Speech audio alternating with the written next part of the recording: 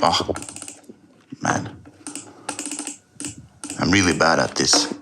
I'm not a gamer, as you can probably tell. Hi.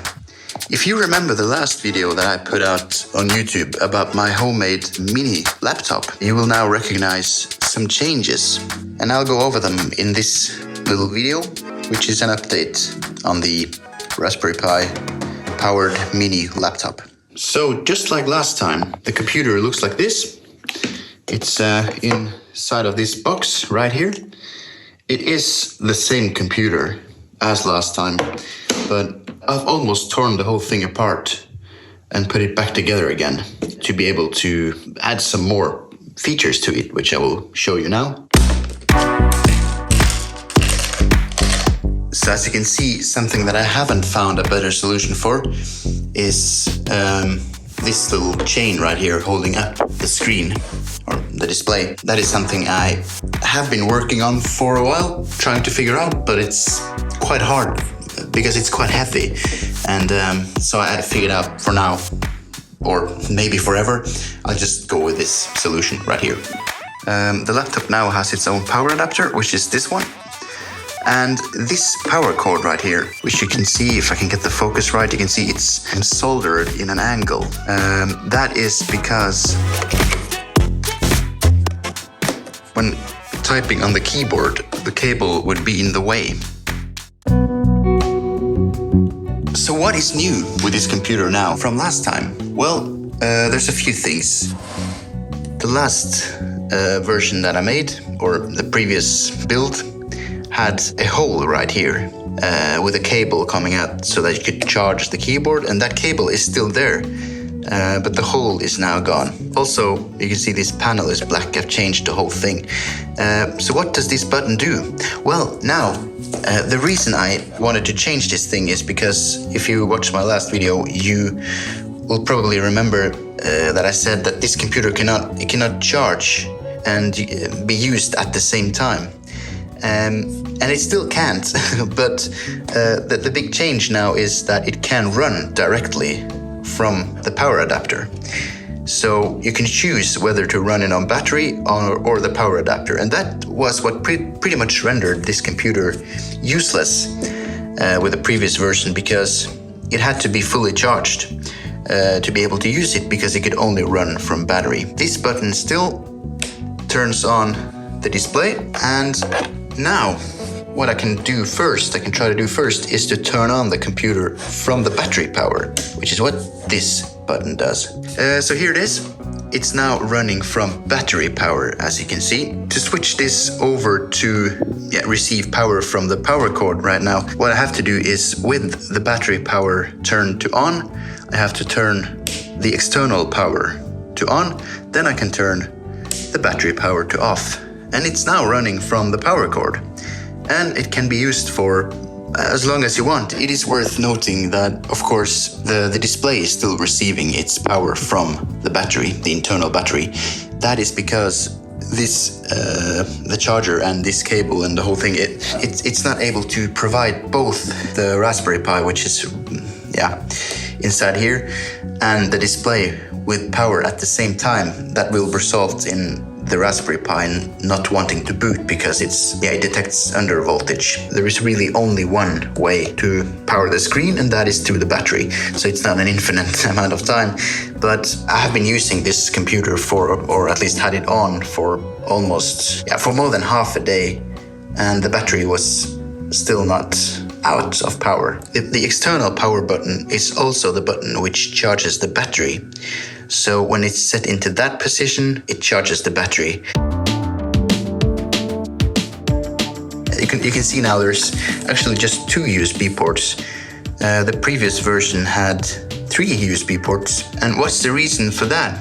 Well, first of all, I figured out that I'm never going to use more than 2 USB ports on this little laptop right here. I also decided just to remove it because it took up too much space, and the USB ports, they were too close together, so you wouldn't be able to plug in more than one USB cable at the same time anyway. If you know the Raspberry Pi, you also know that it does have 4 USB ports, so that means there must be 2 unused USB ports, right? No, actually not, because if you take a look inside, you can see, and there's a lot of cables here. There's a lot of mess.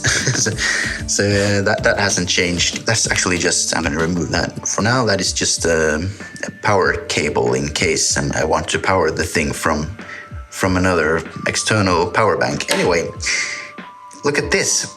This is a USB memory stick. That is something I put in here because that gives the computer a little bit extra space, another internal drive to store files on, which is what I've opened here right now. I haven't been using it that much, of course, and these type of USB memory sticks, they're not very fast, so copying files to it and from it takes a while, but it doesn't really matter as the Raspberry Pi itself runs off from micro SD cards, which are also not very fast.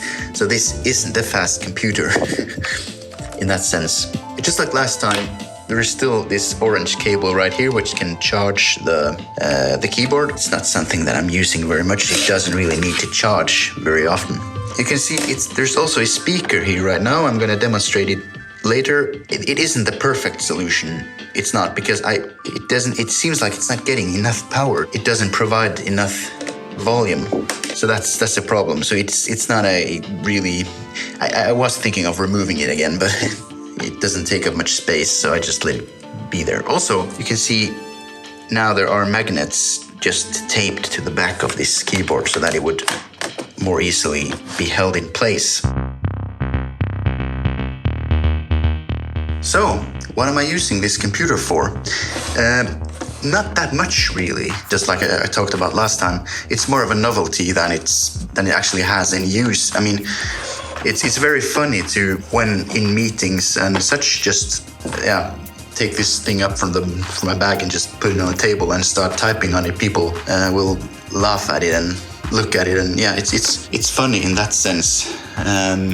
But it is not something that I can use in my daily life, really. Also, I'm Norwegian, and this is an American keyboard layout. But I'm actually going to show you a tool that I made. So it takes a while on a Raspberry Pi. That's also why I can't use this in my daily life. This is the tool that I made to be able to type the Norwegian letters that are missing from the keyboard. It's a JavaScript tool.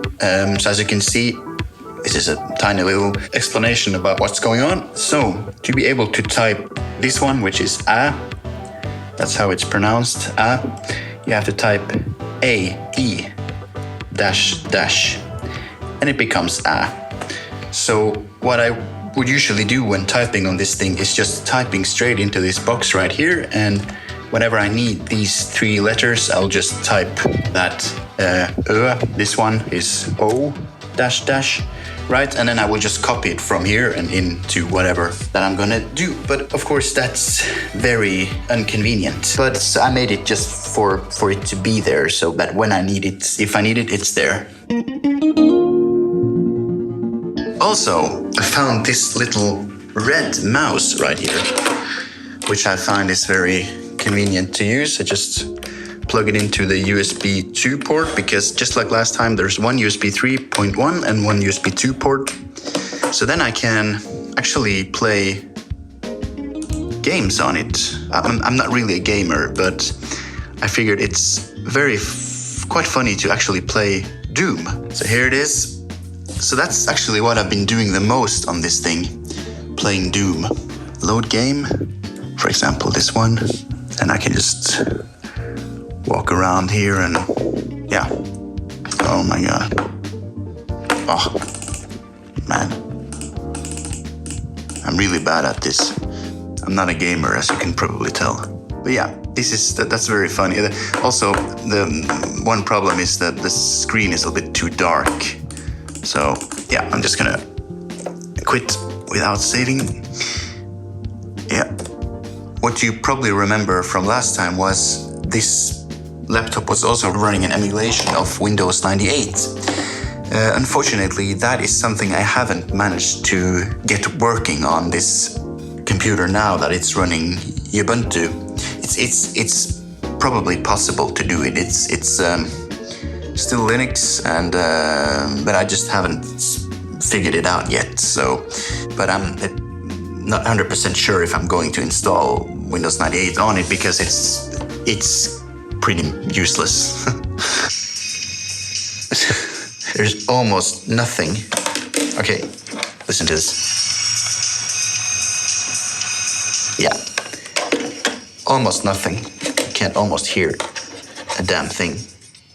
So the speaker is pretty much useless. Yeah, it's there. So when watching a video, and if I'm sitting with this on my lap, it is a laptop after all, and it's silent in here, then maybe I will hear something. So I think that pretty much wraps up this video. I hope you enjoyed watching it as much as I enjoyed making it, and as much as I enjoyed making this little Raspberry Pi laptop.